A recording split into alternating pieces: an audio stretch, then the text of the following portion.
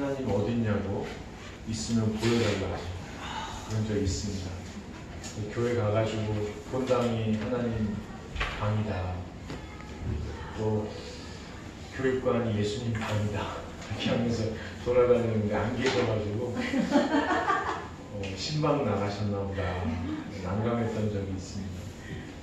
여러분도 아마 종종 하나님 보면 좋겠다 그런 생각하실 때, 하나님은 영적인 존재니까 볼 수도 또 들을 수도 만질 수도 없죠. 모세가 한테 하나님께서 말씀하신 적이 있습니다. 출애굽기 33장 20절에 또 이르시되 내가 내 얼굴을 보지 못하리니 나를 보고 살 자가 없습니다. 여러분, 큰 어른 앞에 설 때도 이렇게 긴장되는데, 여러분이 만약에 하나님의 얼굴을 본다, 그럼 죽을 수도 있고 그렇다는 거예요. 그래서 하나님 안 보여주시나 봐요. 어떻든 하나님은 볼 수 없으니까 사람들이 하나님이 없는 것처럼 생활하는 경향이 있어요. 이는 그리스도인들도 마찬가지인데요.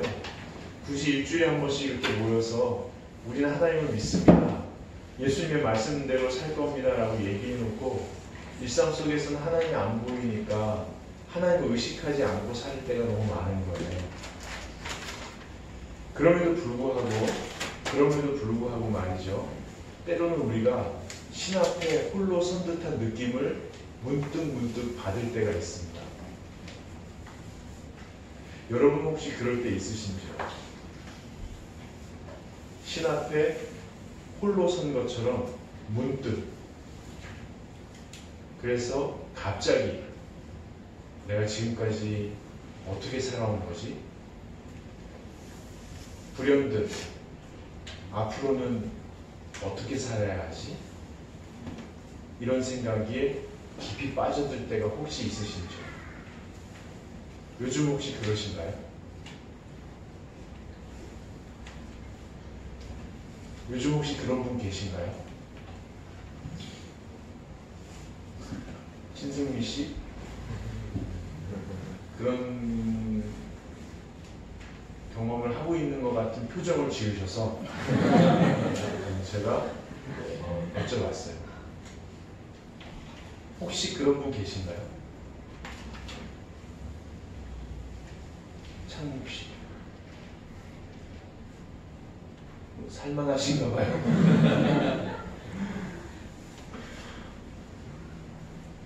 혹시 누구 계신가요? 한번 나눠주시죠.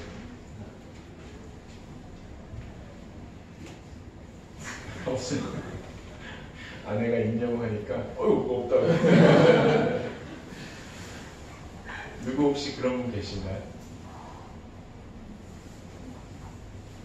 혹시 그런 경험을 하신 분 계신가요? 신혜 씨?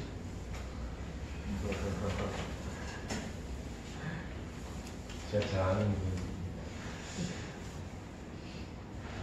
재원 씨?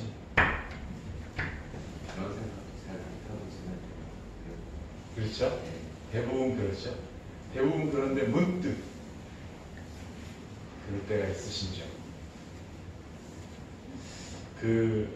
이제 은퇴하셨는데 제가 소망교회 때 모셨던 김지철 목사님께서 얼마 전에 그런 얘기를 하시더라고요.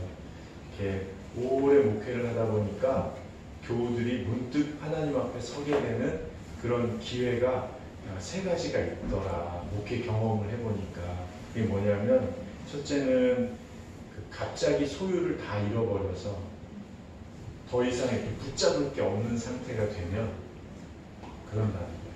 또 하나는 갑자기 건강을 다 잃어버려서 더 이상 버틸 수가 없게 되면 그렇다는 거예요. 그리고 마지막으로 모든 일과 관계가 어그러져서 더 이상 기댈 데가 없어지면 그렇다는 거예요. 그 말씀을 이렇게 하시는데, 그래서 목회자는 그런 때가 아니어도 교우들이 하나님 앞에 설 수 있도록 도와주는 사람이라는 거예요.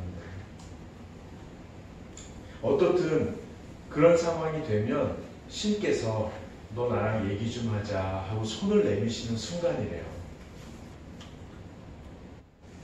근데 늘 주님께서 손을 내미시겠지만 그런 상황이 되어서야 우리가 그 손길을 감지하게 되는 것일 수도 있겠죠. 살다 보면 저도 그렇고 여러분도 그렇고 무엇인가를 소중하게 여기는 걸 잃어버렸을 때 그것을 놓치고 나서야 우리를 그토록 붙잡고 싶어 하시는 신의 손길을 느끼기 시작하는 것 같아요. 근데 그 신의 손길을 느끼면 흔치 않은 경험이다 보니까 허둥대다가 하나님과 무슨 얘기를 나눠야 될지 모른 채 그냥 그 시간이 그냥 쑥 흘러갈 때도 있는 것 같아요. 저는 여러분이 저도 그렇고 그 시간을 좀 꽉 붙들었으면 좋겠어요. 왜냐하면 말이죠.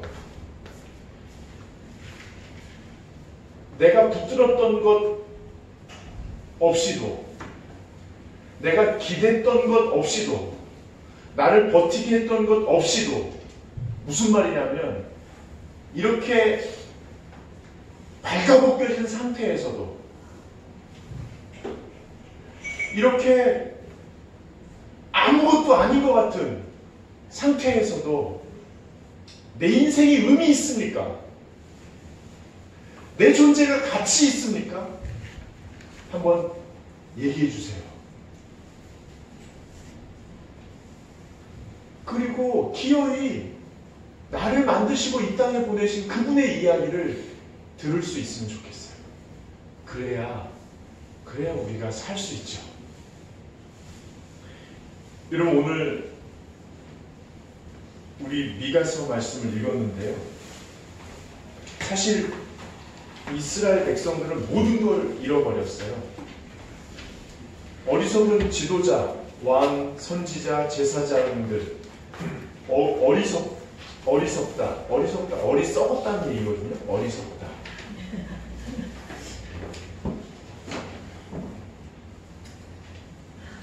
아름답다는 아는 것대로 그답게 산다. 어리석었다는 어리석은 지도자들이 욕심꾸러기예요. 욕심꾸러기는 자기가 욕심부리는지 모르거든요. 그래서 정말 소중한 걸 놓쳐버리는 거예요. 하나님을 무시한 거죠. 하나님 없어도 그래. 자기가 무시하는지도 몰라요. 자기가 하나님을 가볍게 여기는지도 몰라요. 어리석은 거예요. 욕심꾸러기예요. 눈에 보이고 손에 잡히는 것 내 마음대로 살아가는 거예요. 그러다 보니까 나라도 뺏겼어요. 백성을 고생시켜요. 하나님과 예배하던 성전도 다 무너져 내렸어요. 영혼의 자유를 잃고 생활의 질서가 다 무너져 버렸어요. 그러니까 화가 났어요. 하나님 왜 일처리를 이렇게 하십니까? 하나님 살아계시면 나한테 어떻게 이럴 수 있어요? 전 그것도 이해가 돼요. 왜 아니겠어요? 보이는 게 다인 줄 아는 우리들은 보이는 게 무너지면 보이지 않는 신에게 화를 낼 수밖에 없죠. 근데 하나님이 웬만하면 참고 넘어가세요. 제 인생을 봐도 그래요. 웬만하면 덮어주세요. 웬만하면 괜찮다 하세요. 제가 살아보니까 그래요. 우리 하나님 그런 분이에요. 웬만하면 덮어주시고 웬만하면 괜찮다 하시고 웬만하면 그냥 지나가세요. 그러니까 우리들이 하나님 없는 것처럼 살죠. 근데 어떨 때는요. 너 일로 와봐. 다 그러실 때가 있어요. 너 일로 와봐. 제가요 이렇게 어리버리 하잖아요. 그러니까 친구들 중에는 저를 좀 평소에는 안 그러는데 함부로 할 때가 있어요. 저 웬만하면 넘어가죠. 근데 어릴 때 저도 이제 한 성격 하니까 웬만하면 예수 믿은 다음에는 웬만하면 넘어가요. 그냥 괜찮아요. 근데 딱 쳐다볼 때가 있어요.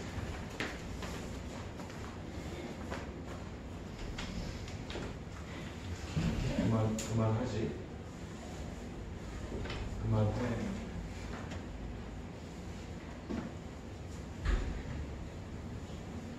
후배들이 뭐 해도 괜찮아요. 근데 너무 여성을 괴롭히거나 너무 권위를 흔들어 보면 일로 와봐. 너 일로 와봐. 그는 바짝 긴장. 이 말씀을 읽으면서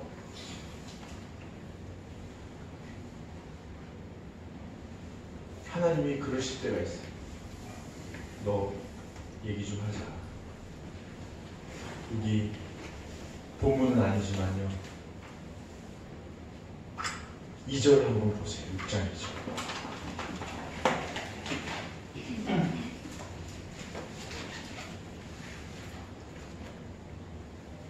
함께 읽겠습니다. 너희 산들과 너희 견고한 지대들아 너희는 여호와의 권능을 들으라. 여호와께서 자기 백성과 말을 하시며 이스라엘과 말을 하시는 것이다. 예. 얘기 좀 하자 그러십니다. 3절을 한번 보세요. 같이 읽겠습니다. 유시기를 백성아 내가 무엇을 내게 하였으며 무슨 일로 너를 위하여 하였느냐 너는 내게 증언하라. 예. 주님이 이러실 때가 있어요. 이 말씀을 하시는 거예요. 너 자꾸만 나한테 뭐라고 하는데 내가 그동안 너한테 어떻게 했는지 한번 생각해봐. 내가 뭘 그렇게 잘못했어? 다 이렇게 얘기하실 때가 있어요. 그리고 하신 말씀이 4절 5절이에요. 4절 5절 한번 읽어보겠습니다. 내가 너를 북한에서 인도하여 종로를 떠난 집에서 소명하였고 모세와 아론과 미리암을 내 앞에 보내느니라. 내 백성아 너는 모압 발락이 피한 것과 볼의 아들 발람이 그에게 대답한 것을 기억하며 시딤에서부터 길갈까지 이를 기억하라. 그리하면 나라 여호와가 공의롭게 행한 일을 알라 하시는 것이니라. 네. 그리고 제가 이 말씀을 저한테 적용해 봤어요. 용재늘라. 제가 바짝 긴장할 때가 있어요. 하나님 앞에. 야, 너 가난하고 외로워하는 너를 초등학교 때요. 친구가 없어가지고 근데 저는 과외할 때도 제 친구가 얘기하면 선생님이 들어줬거든요. 제가 얘기하면 무시하는 걸 알았어요. 뭐냐면 어떤 장난꾸러기 애가 선생님 너 나가 있어 그랬거든요. 그럼 제 친구가 걔는 공부도 잘하고 부잣집 애였어요. 한 10분 지나서 선생님 쟤 좀 들어오게 하시는 게 어떨까요? 6학년 때. 그러면 그 선생님이 왕문과 선생님이죠. 그래? 그럴까? 걔가 나중에 며칠 있다 걔가 또 쫓겨났어요. 한 10분 있다가 나도 멋있게 선생님 우리 창아 좀 들어오면 안 될까? 네가 뭔데 나한테 너 나가! 나가가지고 저는 세상이 살기 어렵다 이런 생각이 들었습니다. 근데 더 슬픈 게 뭐냐면 세상이 살기 어려운 게 아니라 내 세상은 살기 어렵구나라는 걸 느꼈어요. 사람들이 나한테 이렇게 대하고 이렇게 하는 거 그냥 어린 나이에 받아들인 것 같아요. 용재야, 가난하고 외로워하는 너를 따뜻한 교회 공동체로 인도하고 좋은 목회자들과 좋은 선후배 그리고 어른들을 통해서 잘 사는 길을 가르쳐주고 너를 못살게 구는 못된 사람들을 혼내주고 너를 유혹해서 세상으로 끌고 가려고 하는 그 유혹을 다 끊어주고 네가 이런 상황은 못마땅해요. 저런 사람들은 마음에 안 들어요. 툴툴거리고 징징거리는 거 다독거리면서 여기까지 인도했는데 내가 뭘 그렇게 잘못했니? 이렇게 말씀하시는 것 같았어요. 여러분 별 말씀 없으시던 하나님께서 이스라엘 백성에게 너 나랑 얘기 좀 하자. 내가 지금까지 널 이렇게 인도했는데 내가 뭘 그렇게 잘못했니? 하실 때 아마 이스라엘 백성들이 정신이 바짝 들었을 거예요. 하나님께 고마운 마음이 들었겠죠. 아, 우리 하나님 참 나한테 잘해주셨구나. 그러면서 동시에 제정신이라고는 볼 수 없을 정도로 자기 마음대로 살아온 자기 자신이 너무 부끄러웠을 거예요. 생각하면 생각할수록 난감해지는 거죠. 그런데 하나님께서 너 나랑 얘기 좀 하자. 이런 기회를 얻지 못하면 이런 난감함도 없는 거예요. 그냥 덮어주시고 기다려주시고 괜찮다 하시니까 그냥 없는 것처럼 사는 거예요. 근데 난감해지면 또 어떻게 하냐면 오늘 본문 말씀 6절 7절을 한번 읽어보세요. 같이 읽겠습니다.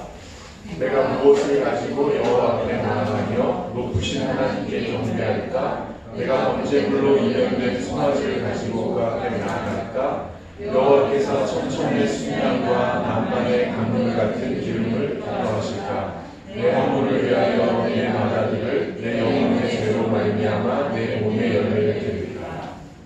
여러분 그냥 읽으면 되게 하나님께 잘해드리고 싶은 그런 마음이 느껴지잖아요. 그런데 정황상 이게 어울리지 않는 거예요. 읽어보시면 그냥 하나님 잘못했어요, 하나님 고마워요 하고 가만히 있어야 되는 상황이거든요. 그런데 하나님께 제물을 드리는데 점점 제물의 규모가 커져요. 그리고 나중에는 이교도에서 하는 자식들을 불태워드리는 그런 제물까지 드릴까요 하고 하나님과 딜을 하고 있어요. 죄송한 마음, 부끄러운 마음, 이 불안한 마음을 빨리 씻고 싶어서 조급해지는 것 같아요. 우리도 그럴 때가 있거든요. 우리도 신앙생활 하다 보면 내가 너무 잘못 살아온 것 같고 그것 때문에 내가 받게 될 징계가 너무 두렵고 앞으로 잘 됐으면 좋겠고 그런 여러 가지 복잡한 생각이 드니까 내 힘에 넘치는 헌금을 마련하거나 또는 내 몸과 마음이 부서질 정도의 봉사를 하겠다고 헌신하거나 하고 나서는 사람들이 있어요. 하나님이 그걸 바라시는 게 아니라는 거예요. 그냥 일단은 잘못했어요, 고마워요 하고 주님 앞에 엎드려야 하는 거죠. 여러분 그때 하나님께서 말씀하세요. 8절을 한번 읽어보겠습니다. 사람아 주께서 선한 것이 무엇임을 내게 보이셨나니 여호와께서 내게 구하시는 것은 오직 정의를 행하며 인자를 사랑하며 겸손하게 내 하나님과 함께 행하는 것이 아니냐. 사람아 말씀하세요. 사람아 주께서 선한 것이 무엇임을 내게 보이셨나니. 여러분 사람은요 악하면서도 선한 걸 보일 수 있어요. 그리고 선하면서도 선한 계획을 이루지 못할 때도 있어요. 근데 하나님께서는 선하신 분이시면서 선한 계획을 세우시고 선한 일을 이루어 가시는 분이세요. 그러니까 사람아 선한 것이 무엇임을 내게 보이셨으니, 이 말은 뭐냐면 나는 선한 존재라는 거예요. 그래서 너희를 위해서 선한 계획을 갖고 있고 지금도 선한 계획을 이루어 가고 있어. 그러니까 너무 조급해하지 말고 안심해. 이렇게 말씀하시는 거예요. 예를 들면 엄마가 가족들과 맛있게 먹으려고 저녁상을 이렇게 차렸어요. 근데 꼬맹이가 굳이 음료수를 같이 먹겠다고 고집을 피우다가 냉장고를 확 열어 젖혔는데 반찬통이랑 이런 유리그릇이 확 쏟아지면서 다 깨져버린 거예요. 그리고 반찬이 다 흩어져 버린 거예요. 그런 상황에서 애가 당황하죠. 그때 엄마가 소리를 지르죠. 가만히 있어! 가만히 있어! 그럼 애는 이게 혼나는 걸로 알아요. 그리고 앞으로 이걸 다 어떻게 하지? 이거 다 어떻게 하지? 이거 다 내가 다 망쳐놨네. 이거 하고 나면 뒤지게 맞을 텐데 이거 어떡하지? 하고서 구석에 딱 서 있는 거야. 가만히 있어! 가만히 있어! 그리고 엄마가 유리를 줍는 거예요. 유리를 하나씩 줍죠. 다 주우면 그 다음에 반찬을 다 걸어 모으잖아요. 그리고 빗자루도 다 해본 것 같죠? 맞죠? 해가 많이 맞죠? 아니, 얘가 깬 거, 제가 깬 거, 뭐 내가 깬 거. 그 다음에 어떻게 해요? 그 다음에 물티슈로 다 닦아요. 혹시라도 남은 조각 다 닦아요. 그 다음에 마른 걸로 다 닦아내요. 그냥 청소기를 빌어요. 혹시라도 그때까지 가만히 있어! 이러는 거. 그때 이거 엄마가 하면서 레이저를 쏘는 거예요. 저 이씨, 네가 다 망쳐놔서 저녁부터 이씨, 가만히 있었으면 저거 먹자. 막 이렇게 레이저를 막.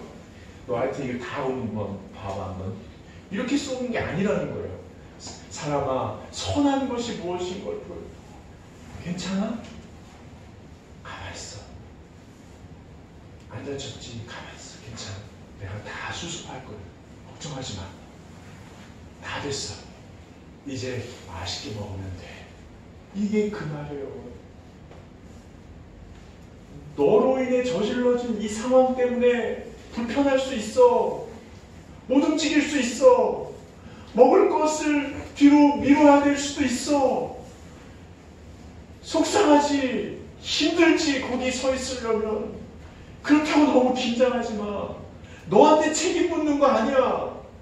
너 잘못했다고 이거 끝나면 너 혼나는 거 아니야. 내가 다 책임질 거야. 좀 불편하더라도 너무 긴장하지 마. 그냥 잠깐만 기다려라고 말씀하시는 거예요. 선한 것이 무엇임을 우리에게 보여주셨대요. 여러분, 성경에 보면요, 선한 게 너무너무 많이 나와요. 저는 어떻게 이 한 구절에 성경 이야기가 다 들어있을 수 있을까? 이 한 구절에 하나님께서 우리를 위해서 하신 일이 다 들어있을까? 너무너무 놀랍고 신비로웠어요. 선한 것이 무엇임을 내게 보이셨나니. 제가 성경에서 하나님께서 보여주신 선한 것을 찾다가 제일 처음 보여주신 장면까지 간 거예요. 그게 뭐냐면 하나님께서 세상을 이렇게 만드셨잖아요. 만드시고 야, 참 아름답다, 보기 좋다 그러셨어요. 하나님께서 뭐야, 너무 크게 만들었어. 수많은 애들 그냥 여기 살게 하지 이걸 너무 크게 만들어. 그게 오지랖 다부터 이렇게 안 나오지. 이렇게 안 하신 거예요. 만드시고는 야, 아름답다. 그리고 이것을 선물로 주기 위해서 가장 아름답게 당신의 형상을 닮은 사람을 만드신 거예요. 그리고 야, 참 사랑스럽다. 그리고 살게 하셨어요. 여러분, 우리가 일상을 살면서 제가 설교 준비를 하면서 설교 원고가 탈고됐을 때 야, 아름답다, 잘했다 이렇게 하길 원하시는 거예요. 지겨워. 이거 5장 치느라고 죽는 줄 알았네. 에이씨. 우리 학생들 없어요? 공부하고 죽는 줄 알았는데 시험 준비하느라고 지겨워. 힘들어. 10시 졸립다 자면서 공부 잘했다. 하나님께서 허락하신 일상 속에서 맡겨진 일을 기쁘게 감당하고 만나는 사람을 예쁘다, 아이고 사랑스럽다 이렇게 말하면서 사는 것, 하나님 그것을 우리에게 원하고 계셔요. 여러분, 하나님 오늘 이 8절 말씀에서, 이 짧은 말씀에서 이렇게 말씀하시는 거예요. 얘들아, 내가 선하다는 것을 신뢰하려. 내가 너희를 위해서 선한 계획을 갖고 있다는 것을 신뢰하려. 그리고 나는 거짓말을 못하거든. 그래서 너희를 위해서 갖고 있는 선한 계획을 지금도 신실하게 계속 이루어가고 있어. 너무 긴장하지 마. 너무 염려하지 마. 너무 두려워하지 마. 너무 거추장스러워하지 마. 이해는 되는데 지금 이 상황을 내가 수습하고 지금도 널 위해서 일하고 있으니까 조금 편안한 마음으로 너의 일상을 소박하지만 품위 있게 갖고 가길 바란다. 이렇게 말씀하시는 거예요. 여러분, 하나님을 신뢰하고 자기 일상을 소중하게 여기는 사람들에게 열리는 세계가 있어요. 그게 뭐냐면 우리 8절 말씀을 다시 한번 읽어보겠습니다. 사람아, 주께서 선한 것이 무엇임을 내게 보이셨나니 여호와께서 내게 거하시는 것은 오직 정의를 행하며 인자를 사랑하며 겸손하게 하나님과 함께 행하는 것이 아니냐. 첫 번째로 거기 보면은 오직 정의를 행하며 이렇게 나와 있어요. 정의라는 것은 구약시대에 예수님께서 오시기 전에 이야기가 써있는 구약 성경에서는 정의를 이렇게 가르쳤어요. 하나님의 백성. 그런데 그 기준을 누가 세웠냐면 하나님이 율법으로 세워주신 거예요. 그러니까 사람들은 주로 무슨 얘기를 했냐면, 야, 이거 하나님이 시킨 거야. 꼭 지켜야겠네? 이거 하나님이 시킨 거야. 나도 지켜야겠네? 그래서 모든 공동체가 그것을 지키면서 살았어요. 그러다 보니까 지키지 않은 사람은 공동체의 질서를 위해서 혼냈던 거예요. 그러면서 정의가 점점 날카로워졌죠. 그래서 하나님의 정의가 나중에 사람의 정의가 됐어요. 사람들끼리 정의로 해야 돼, 정의로 해야 돼. 그래서 사람의 정의를 나타내는 가장 유행하게 된 문구가 뭐냐면 뭘까요? 이게 서부 활극에서도 많이 나왔는데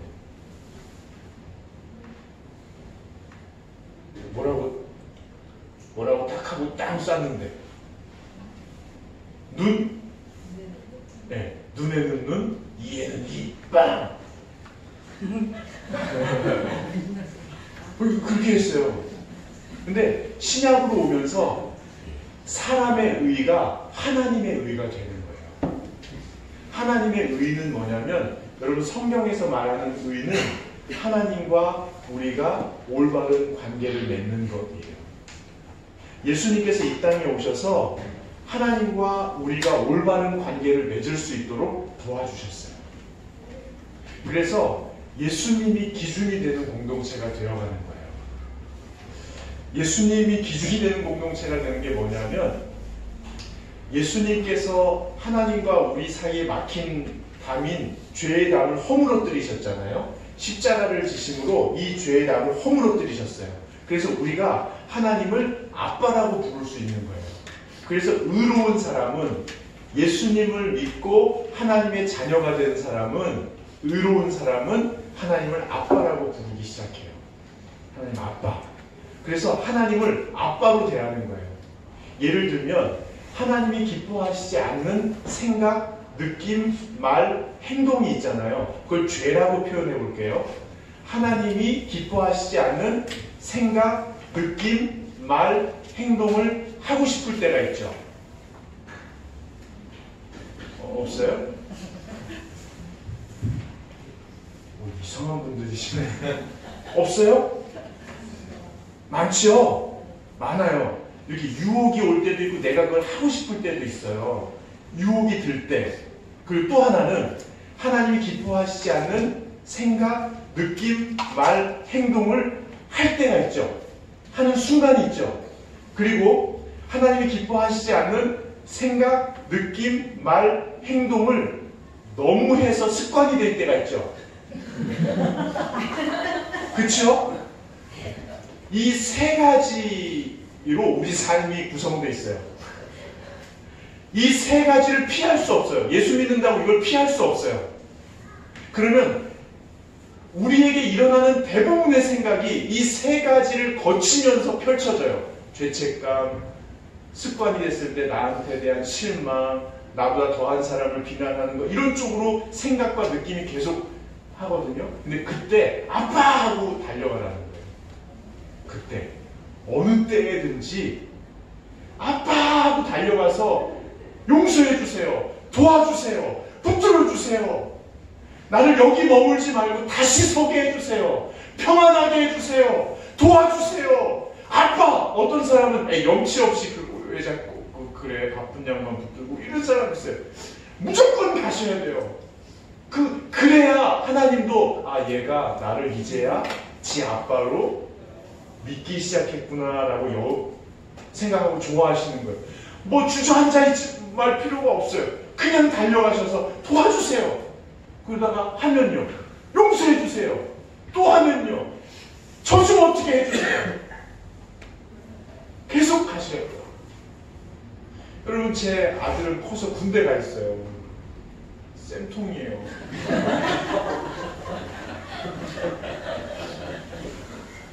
저는 너무 나라가 고마워요. 나라가 한 아이를, 야생마 같은 아이를 딱 붙들어주고 너무 고마워요. 근데 그래서 그리워요. 그래서 보고 싶어요. 근데 어떨 때 매일 떠오르는 장면이 있어요.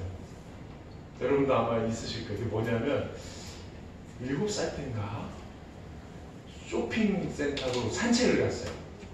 뭐 사러 가는 게 아니고 산책 갔어요. 그래가지고 둘이 걸어 다니는 거예요. 장난감 통로 있잖아요. 그럼 저 앞에 처음에 같이 걷다가 점점 빨라지죠. 한 10m 앞에까지 혼자 가는 거예요. 그럼 저는 여기 따라가죠. 그럼 막 장난감? 이러면서 앞에 가요. 그냥 보고 가는 거예요. 아이고, 뭐가 이렇게 좋을까. 돈은 없는데. 이러면서. 근데 이 아이가 갑자기 탁 돌아보더니 저한테, 아빠! 아들 운동화 좀 사주라. 가서 보니까 내가 축구를 너무 좋아해가지고 하도 뛰어다녀서 오른쪽 밑창이 이렇게 벌어진 거예요. 양말이 이렇게 바깥으로 나와 있는데, 이게 뭐야, 이 아들 신발이. 제가 기분이 너무 좋았어요. 그래서 데려가서 운동화를 사줬어요. 그리고 중학교 때도 한번 이런 적이 있어요. 차 타고 집에 가는 길이었어요. 그때 의정부 살 때인데 가는 길이었는데 제 아들이 중학교 3학년 때 옆에 이렇게 앉아있다가, 아빠, 아들 소고기 좀 사주라. 그래서 제가 의정부 초입에 그때 무한리필집 있었거든요. 가다가 바로 들어갔어요. 그래가지고 돼지처럼 먹었죠. 여러분, 아주 디테일해요, 디테일해. 네, 이 두 장면이 너무 행복한 거예요. 그래서 사실 이런 게 더 있을 텐데, 다른 걸 생각하면 더 나올 텐데, 다른 그런 장면을 생각하지 않아도 될 만큼 이게 너무 좋아요. 이번 주도 몇 번을 생각했어요. 여러분, 하나님께 무조건 달려가셔야 돼요. 무조건 엎드리셔야 돼요. 하나님 도와달라고, 여기서 건져달라고, 나 좀 붙들어달라고, 하나님의 계획을 보여달라고, 답답해서 못 살겠다고, 초조하다고, 불안하다고, 부끄럽다고, 창피하다고, 내가 싫다고, 어떻게 하실 거냐고 계속 부르짖으셔야 돼요. 그래야 하나님의 자녀됨의 권세를 누릴 수 있어요. 여러분, 그래서 이제 의는 기준이 행동이 아니에요. 이제는 의는 기준이 예수님이 돼요. 하나님이 우리를, 예수님을 통해서 우리를 의롭게 보시니까 당신의 자녀로 보시는 거거든요. 그래서 언제든지 달려오라는 거예요. 여러분, 조그만 아이가 옆집 아저씨한테 가서, 아저씨, 저는 아무리 생각해도 우리 아버지 아들 자격이 없는 것 같아요. 제가 하는 행동을 보면 영 못마땅할 것 같아요. 저 여기서 몇 년만 살게요. 근사하게 된 다음에 다시 우리 아버지 앞에 나가려고요. 이러면 얼마나 어처구니가 없어요. 그냥 달려가서 안기셔야 되는 거예요. 여러분, 근데 살다 보면 하나님 앞에 달려갈 힘조차 없을 때가 있어요.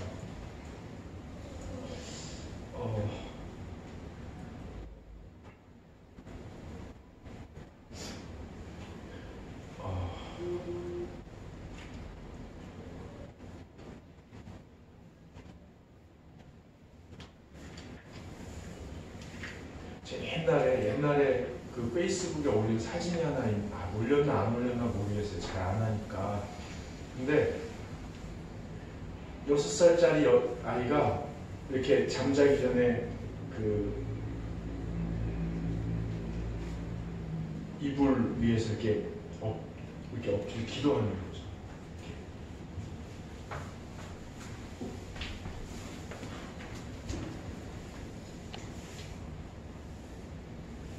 너무 너무 예쁘니까 이렇게 사진을 찍어 놨나 봐요. 이렇게. 근데 좀 이따가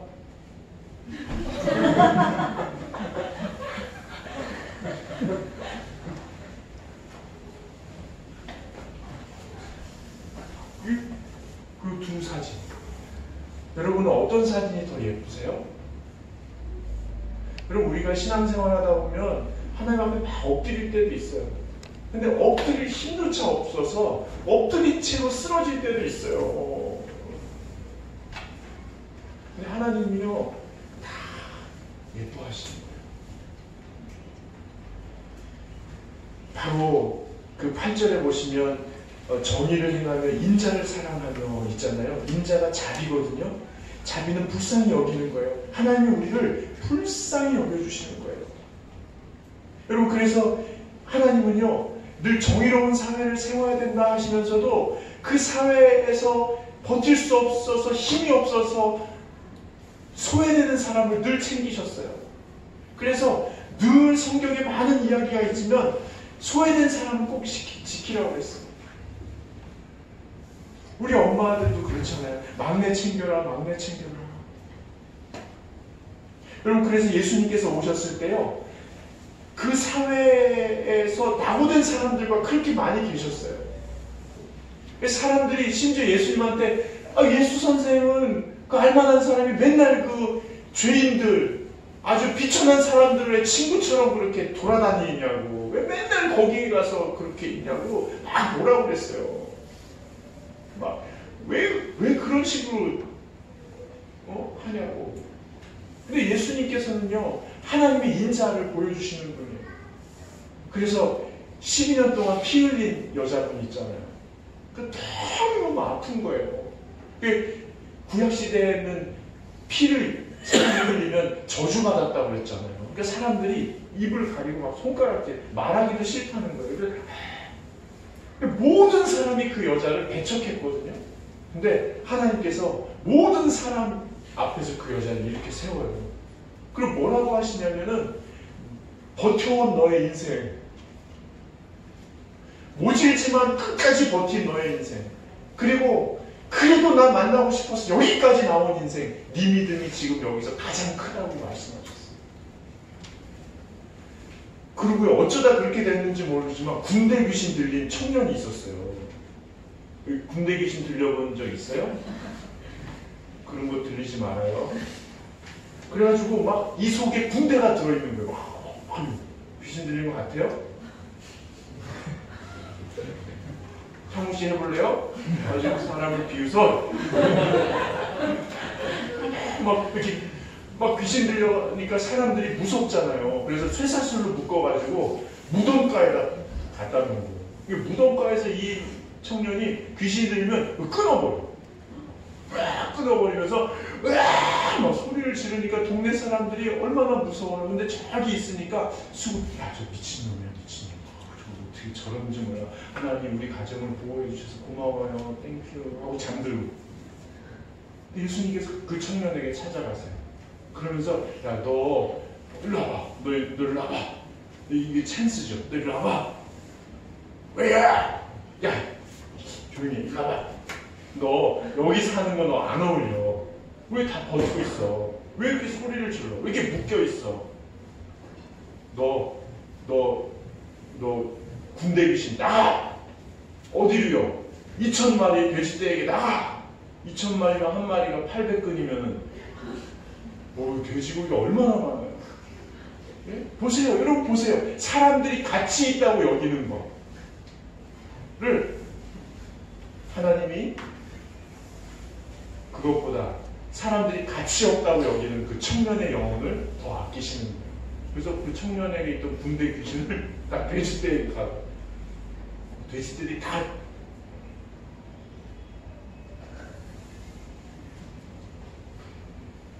오늘 돼지고기 나오면 좋겠네요. 여러분, 그래서 우리가 같이 살면서 연약한 사람들에게 관심을 갖는 거예요. 여러분, 우리 공동체가 좀 어설프지만 우리 연약한 아이들, 어린이들, 다음 세대가 신앙생활을 잘할 수 있도록 돕기 위해서 언제든지 구조적인 변화를 가져갈 수 있는 그런 가벼운 공동체예요. 몸이 가벼운 공동체.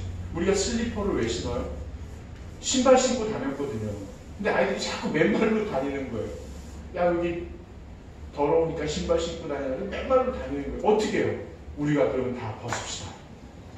그래서 깨끗이 청소한 다음에 우리가 슬리퍼를 신게 된 거예요. 근데 여러분, 우리만 아이들을 배려하나요? 여러분 중에 아이들 덕분에 여러분이 위로받은 경험이 있으시죠? 누가 한번 나눠주실래요? 아이들 덕분에 내가 위로를 받았다.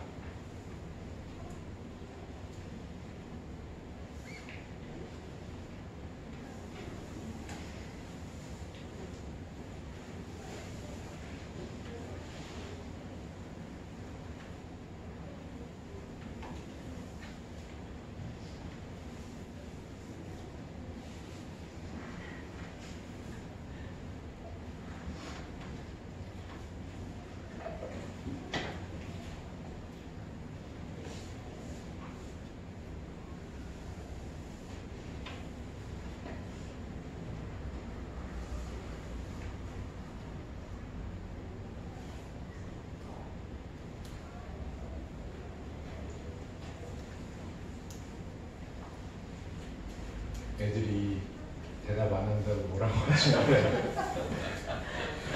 애들이 생각이 없어서 안 하는 게 아니고 생각은 많은데 말을 안 하는 거예요. 여러분 혹시 있으세요? 아이들만 연약한 자들이 아니죠. 우리도 연약한 사람들인데 아이들을 통해서 위로를 받으신 경험이 있으실 텐데 혹시 나누고 싶은 분 계셔요? 민정씨? 이민정씨?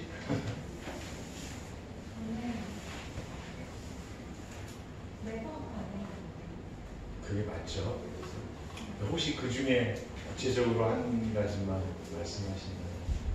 한 친구가 사실 그 친구는 되게 누가 봐도 집도 어렵고 힘든 친구인데 제가 다른 호민이 때문에 좀 힘들어하고 있어요. 막 울고 걔가 막 이렇게 바닥에 누워가지고 그래서 달래서 보냈는데 그 친구 항상 저한테 이렇게 직접적으로 욕은 하지 않지만 간접적으로 욕도 하고 이런 친구거든요. 네. 큰 애가 누가 봐도 힘들다고 하는 애가 그 친구가 저를 이렇게 보더니 도와주려고 하다가 제가 멈추라 그러고 일단 방에 들어갔더니 막 이러면서 근데 저한테 막 이렇게 위로를 해주는 거예요. 그래서 그런 때도 되게 그 친구의 마음이 되게 고맙고 그런 친구들이 저한테 되게 삐져 있거나 뭔가 행동할 때 사실 그때 너무 힘겨울 때도 오늘 아까 그걸 이렇게 쓰기도 했는데 근데 사실 그 친구 마음을 보면 너무 관심받고 싶어하는 그 마음 자체로 인해서 저를 믿으니까 그런 행동들을 하는 거라는 거. 그래서 내가 뭔데 내가 도대체 뭔데 나를 이렇게 한 번에 몇 번의 만남으로 나를 믿고 집에서 하는 행동이건 제 앞에서건 그렇게 할 수 있다라는 게 저한테는 사실 되게 고맙고 아까 하나님 앞에 서냐 그랬는데 사실 요즘에 제가 좀 서 있거든요. 어쩔 땐 그 아이들의 그 이상을 해줄 수 없을 때가 있어요. 근데 그럴 때 제가 뭐 해야 될지 모를 때가 생각이 그래서 하나 내가 지금 제가 갖고 있는 거인데 저도 모르게 애들이었는데 저를 계속 거기에 관심 가져가고 근데 애들이 관심 안 가져줬어요. 왜냐면 다른 애들 너무 많아서 그랬더니 그 친구는 한심 표정이 있었어요. 안 듣고 막 마음에 걸리는 거예요. 그게 뭐였다고 그냥 한번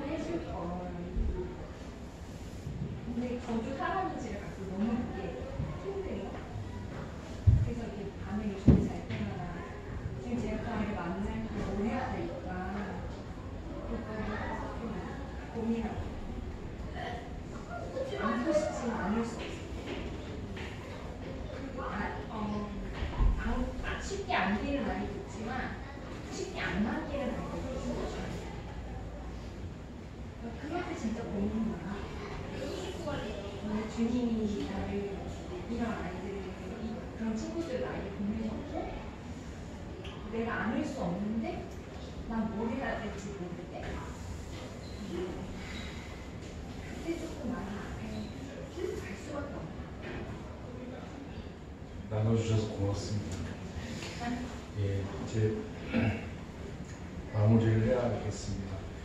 안고 싶은데 안을 수 없는 것이 인생에 많이 있습니다. 사실은 공의와 사랑은 안을 수 없는 거였는데요. 예수님께서 십자가를 위해서 안아주셨습니다. 하나님의 심판은 당신의 몸으로 안아주시고 또 죄인인 우리를 당신의 몸으로 안아주셔서 하나님 안에 거할 수 있게 하셨습니다. 주님의 은혜를 생각하면서 8절 말씀에 겸손하게 내 하나님과 함께 행하는 것이 아니냐, 이 말씀대로 저와 여러분이 함께 살아갈 수 있기를 축복합니다. 예, 우리 마지막으로 성령이 오셨네 함께 부르고 예배를 마치도록 하겠습니다.